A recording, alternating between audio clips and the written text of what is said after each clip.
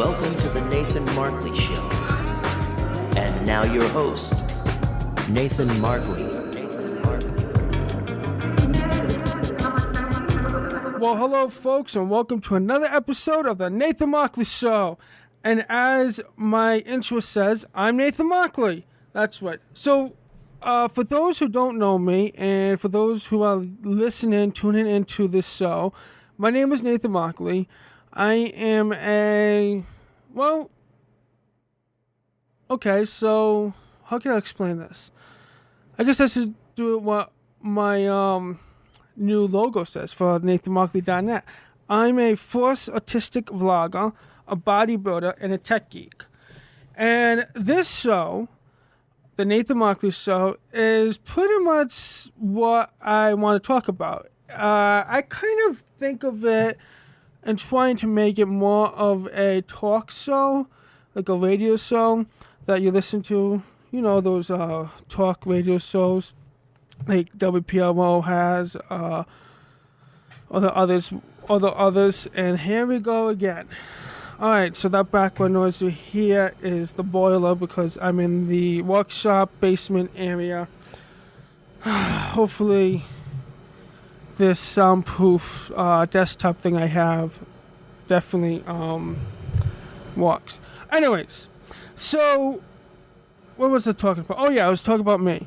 So the force autistic vlogger. So what does that mean? I have autism, and I did a podcast about it. I also did a YouTube video, so you can go back to those episodes or go to my YouTube channel to check out that video. And vlogger, I put my life. I make video. Well, not my life, but yeah, I guess my life. But I make content. I put videos up on YouTube. I love making content videos. I love videography, audio, video production, and photography. It's one of my favorite hobbies, and lately I've been thinking about maybe making it a full-time thing. Bodybuilder, I love working out, and I want to be a bodybuilder, and I consider myself a bodybuilder because the way I lift. Also, I'm trying to train for a competition to step on stage in November. So a couple episodes ago, I was talking about my weight loss and living a healthy lifestyle, but I'm not going to talk about that today. And Tech Geek, which is pretty much what I'm going to talk about today, is technology. I love talking about tech. I love reviewing products. I love answering people have questions about any technology product. And I love talking about what's going on in the tech news, which leads me to the very first topic, and it's Facebook. So last week I was trying to do Facebook Live and from my laptop, and I was trying to do my this podcast on Facebook Live, but the recording didn't work. So instead I just deleted it, so I'm pretty much redoing it. But Facebook Live is really big, and it's getting big, and I'm trying my best. I'm trying out different stuff, testing out Facebook Live, because I think me doing the podcast live and interact with all my listeners would be very beneficial and make this talk show podcast, pretty much what it is, better and greater. Alright, so Facebook is going to delete your photos. Whoa, hold the horses. Hold on. Before you guys all just stop and complain to Facebook, whatever, it's not what you think. Back when Facebook first started, Facebook they came out with this feature called Sync Photos. Now, this article came out the 14th of June, and a lot of these articles came out there a month, but I really think I should mention them, tell you. So Sync Photos on Facebook syncs your photos, if you allow it, privately, and it's like a backup service that Facebook had. And then from there you can share them to your newsfeed or friends. And it created a folder, an album, Facebook calls it, called Sync Photos. But recently Facebook made a new app called Moments, which is a photo app. And when you download the app on iOS or Android, you give access to your photos, and you can upload your photos to Facebook privately, and then from the app there, you can just share your photos. It's a pretty cool app, actually. I've been using it for the past few months, and with Facebook algorithm and the facial recognition, it recognizes my friends in the photos because I give access to that. And it says, hey, share this photo to John Smith because it's in the picture. So I can privately share it. Or I can share other photos to everyone. So Facebook is going to retire sync photos so they can use moments and, they have better stuff out there. And they're going to delete all the photos in sync photos. To make sure those photos don't get deleted for you, what you have to do is... let me open up the article. Hold on a second.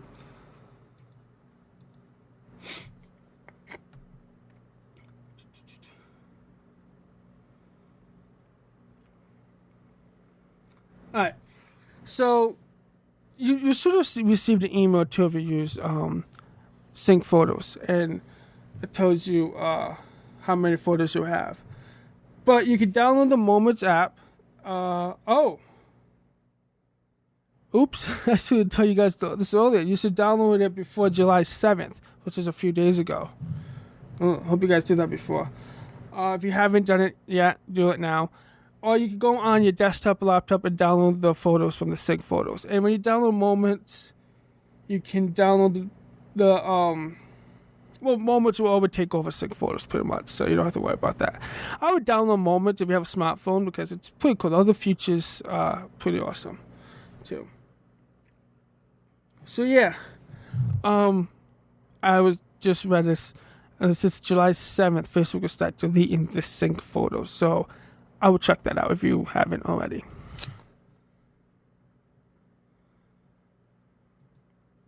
This is what happens when you haven't done a podcast in a few weeks.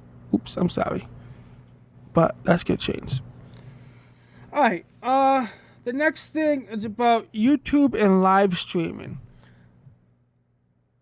The last week of June, they had this YouTube, well, it's not YouTube, it's by John Green? No. Yeah, the Green Brothers, yeah. The Fine Brothers. Not the Fine Brothers. Yeah, John Green and... I don't know his brother. Whatever. I'm going to call it the Green Brothers.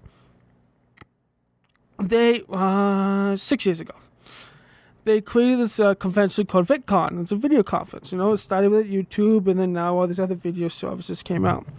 So YouTube's a big part of it.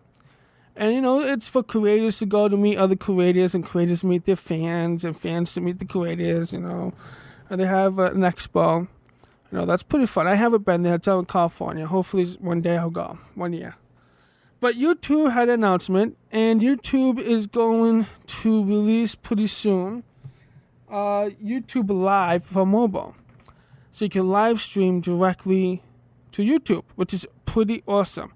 Now, YouTube already has live stream, and for them to wait this long, I don't know why they waited this long, but they can catch up. YouTube can catch up to mobile live stream because, well, supposedly when you go live with the YouTube app, it will send a notification to everyone's subscribers. So because YouTube's been around for a while and everyone has like over 1 million, 1,000 subscribers, whatever, it will just automatically send it out to them, which is pretty awesome. And Facebook Live doesn't really do that. Well, it does and it doesn't. You have to tell it to. Like, you can get a notification, but you have to tell it to get the notification, or it just shows up in the newsfeed. Live stream's been around for a while on YouTube, but you had to do it on the computer and you had to get the encoding and everything. But now YouTube is finally doing a live stream for a mobile phone, which would be awesome and great for creators like myself because we can go right live. And definitely I'll do live streaming for the podcast on YouTube. And also do it Facebook too, but right now it's Facebook, but I'll do that. And you also have Periscope but I don't really like Periscope that much. And Periscope is not big because it's a separate service from Twitter. Even though Twitter made it, it's still a separate service. Yeah. So you have Periscope, you have Facebook Live, and then now YouTube Live. And that's coming out sometime in the fall.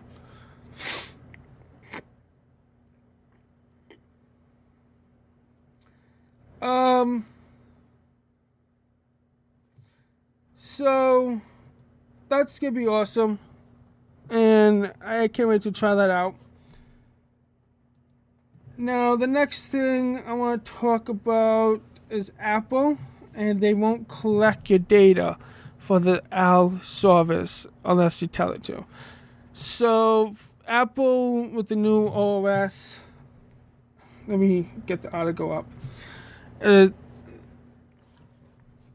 So it's the defense of privacy. It's Apple's way to collect data without being totally creepy, pretty much. And you would toggle a yes or no button kind of thing. So yes, I want Apple to collect data about me and what I do in the apps, whatever, or no. And it's supposed to help the AL service, like help with traffic and tell what Siri, but more about you. To make it better, and also make the iPhones more protect with more information of the owner at the given time. But so it's supposed to come out on iOS 10 that you'll be able to turn that off, which is a good thing. And I think all these companies that do collect data, which every company does, should tell the users, easy way to tell the users and allow them not to for privacy reasons.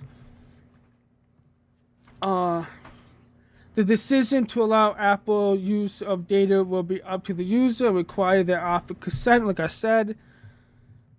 Apple says it is not using iOS uses cloud store photos to power the image recognition features in iOS 10, instead relying on other data sets to train its algorithms.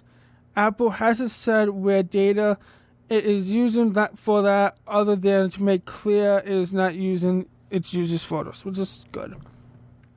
All these links I'm talking about in these articles will be links in the show notes.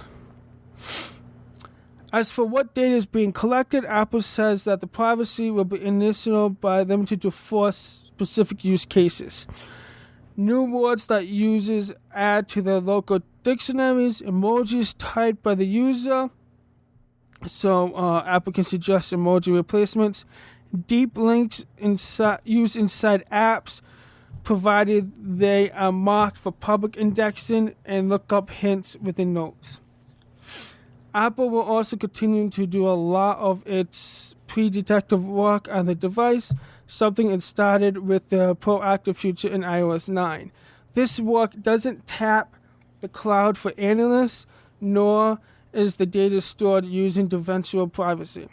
For example, iOS looks within mail and messages to find the potential calendar items or contacts. Apple also looks at phone activity to suggest the apps that the user might want at a particular time, as well as suggesting frequently used location as options for calendar events. Alright, so this privacy thing, when I'm reading it, people say, well, that's scary. I don't want Apple to know about this. Well, here's the thing. You may not want Apple to know about this, but don't you think you use it and it's good, like it's ease, it's convenience, it's more convenient for that. So to get more convenience, you need less security. If you get more security, you need less convenience. But they're trying to figure out a way to get both, and they're getting there like this, but it's not really there yet. But if you don't want the convenience, just turn the privacy off. Because you can still use the device. Just don't turn off the location services, turn off all the privacy stuff. Just say, I don't want you to look at this stuff. I don't care about the convenience of it. I'll do it myself. I don't need your help. But yeah. Alright. Another Apple thing, which is also other phones, is... Well, let me ask this question. Do you think removing the headphone jack on the phones is stupid? Let me say that again. Removing the headphone jack on a smartphone or any phone, do you think that's stupid? Let me know. Because there's a rumor that the next iPhone 7, will no longer have the headphone jack. And to plug in a headphone, you will need a dongle that goes into the lightning port that you will plug your headphones in. Or you can use Bluetooth headphones or Bluetooth speakers. Now, that's all great. But Bluetooth, you have to reconnect and you have problems with Bluetooth. I know as I always do, and I know some people do too. There are other companies that try and do it, like maybe passing out audio over USB-C. But I don't know. I mean, now with this, to say I want to charge my phone and listen to music at the same time, I would need a dongle for my dongle. Yeah, that's correct. I said that. Okay, so picture this. I have one dongle that goes into my computer or my phone, alright? Then I have another dongle that goes into that dongle so I can... Well, the first dongle has ports, right? Multiple ports. So I have a dongle that goes into that so I can plug my headphones in. I have a dongle that goes into the wall so I can charge my phone. Maybe I have a dongle that goes into my computer.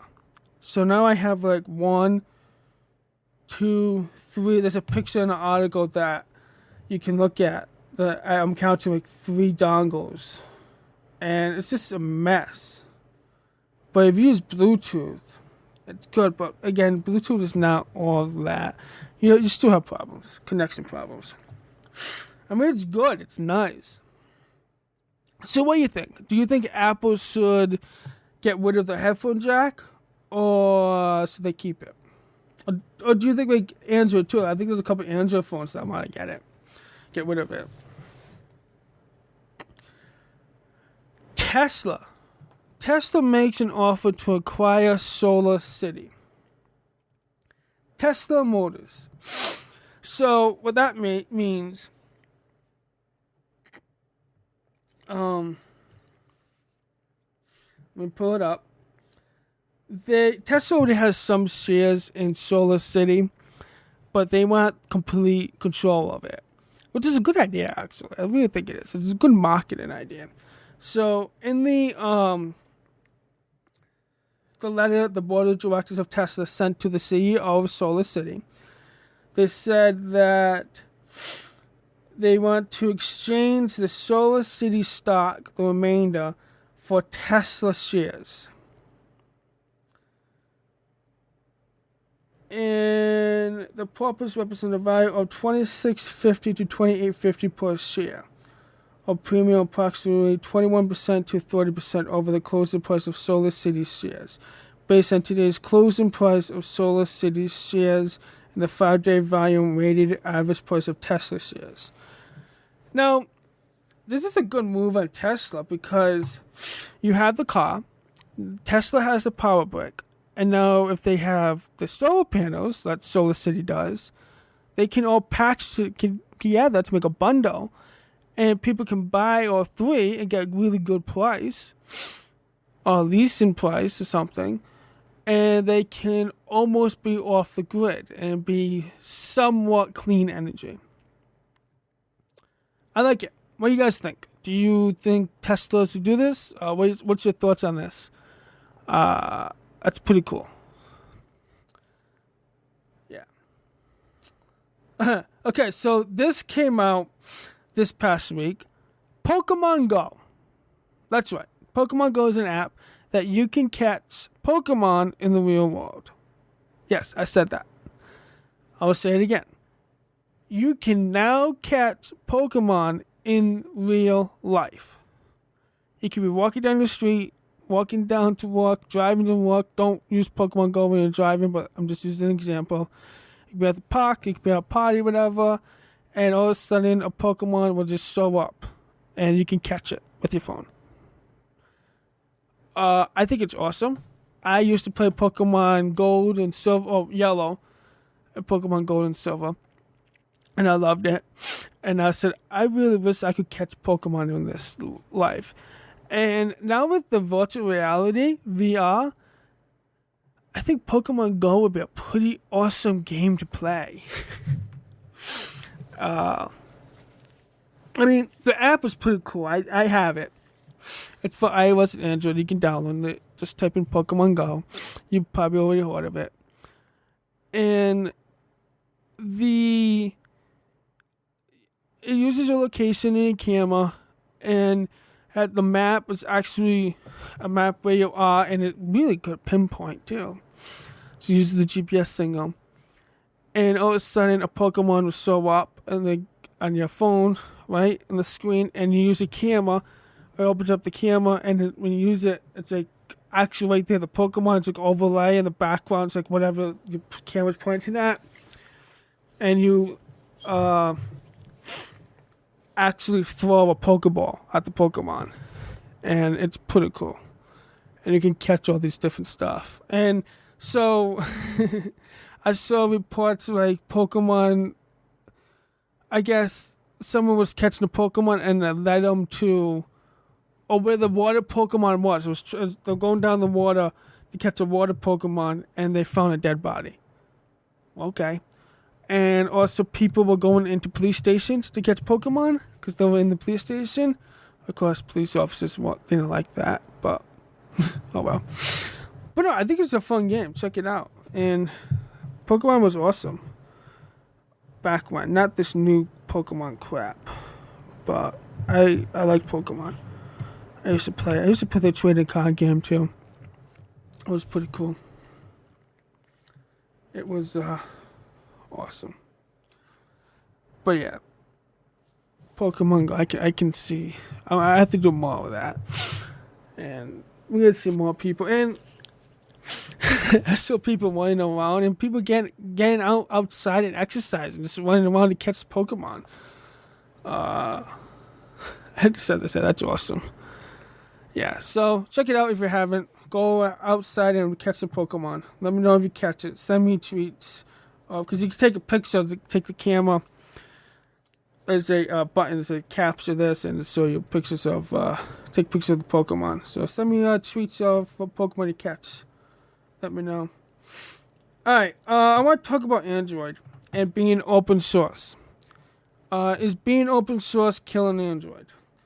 Most of Android's problems stem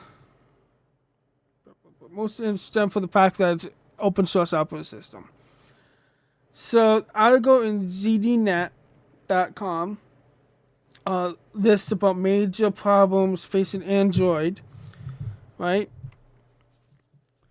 And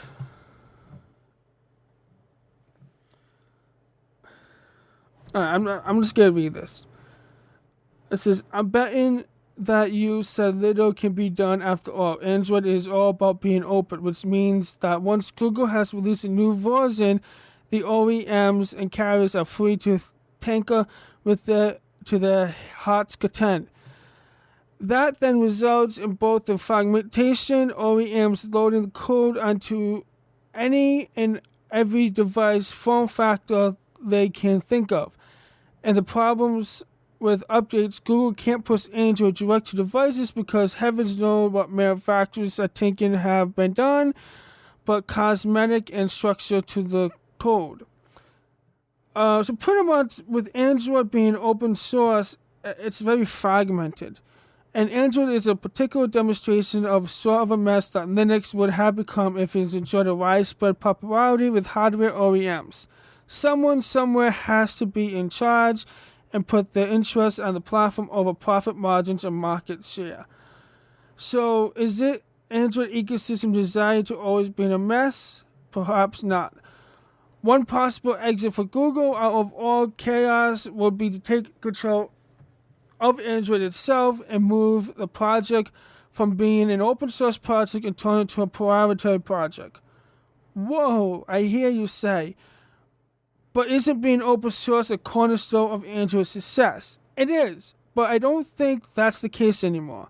In early days, there's no doubt that Google needed an OEMs just as much as OEMs needed Google, because building a quality smartphone was a trivial matter, and Google needed the expense that firms such as Samsung, LG, Motorola, Sony could bring to the table. Now a firm like Foxconn can easily knock together a quality smartphone and do it cheaper than the major OEMs. And if you think that Google can't do this, well, they already are, because they have the Nexus project, an Android open source project code base. But isn't Google mobile service, but instead it into Google mobile services. And as Woodson points out, Google could point to its body with Oracle as the catalyst for making the switch from open source to proprietary if needed an excuse. Google could license them to ability to use the code, just as now licensing access to Google mobile services. After all, what companies such as Samsung have to lose by switching from Android to proprietary platform?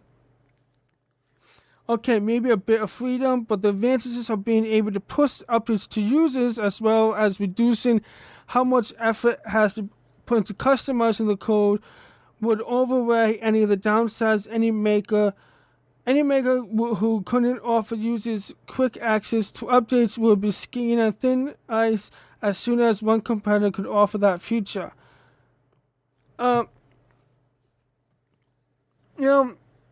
This also will cut off companies like Amazon from having access to free operating system that will probably result in Amazon working on its own code, but it would add its cost.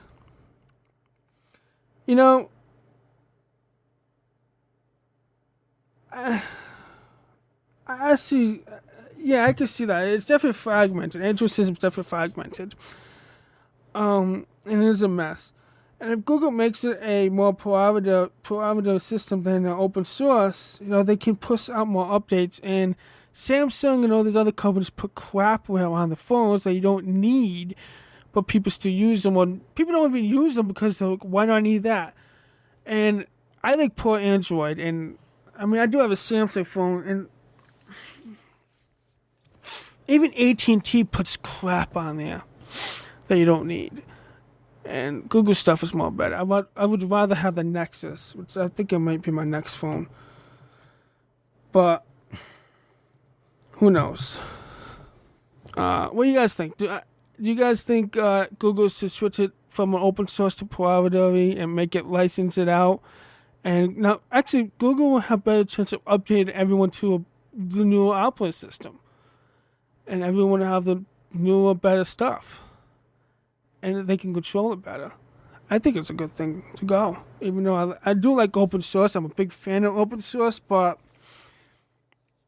if you license it, and then you give access to certain stuff like Apple does, that you can change it, you might be able to do that. What are your thoughts on it? So, yeah.